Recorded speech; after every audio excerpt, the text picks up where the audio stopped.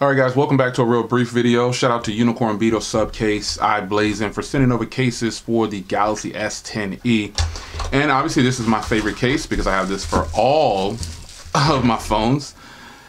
So here's the case right here. The Unicorn Beetle is this subcase right here has got to be just one of the best cases made for phones. So I'm going to pop it on the phone here. We'll pop the phone in. This is the Galaxy S10e. You'll see the cutout there for the fingerprint and everything is right there. Peel this portion off. So depending on what kind of, depending on what color you have of the phone, you'll get the best of it. You know what I'm saying? And I feel like the green was the best color, but it didn't come to the US.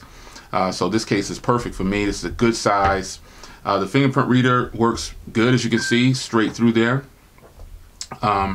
It is the power button as well, so you can see the cutout for the power button once again. You can see how fast it is. Pretty nice and quick fingerprint reader, actually. On the bottom here, you've got all the ports and cutouts, the headphone jack, the Type-C, the microphone, the speaker. This does have stereo speakers, by the way. And on this side, it follows the same format. The Bigsby button is ridged, and you got the volume up and down right there. And obviously on the back, it looks like it's not recessed, but it really is recessed. You can kind of see it at that angle just a little bit, so your camera won't get beat up at all. And you've got a microphone on the top, so this is pretty hot, man. You know, the case has a little bit of lip protection, so I would advise putting a tempered glass on there, the white stone dome to be exact. Look for the video on this as well. But there you have it, man. Quick, brief video. You can see how the case looks. It feels good. Like I said, I got this case for nearly every phone that I have. You guys have been following me for a while, so you know that I really like this case.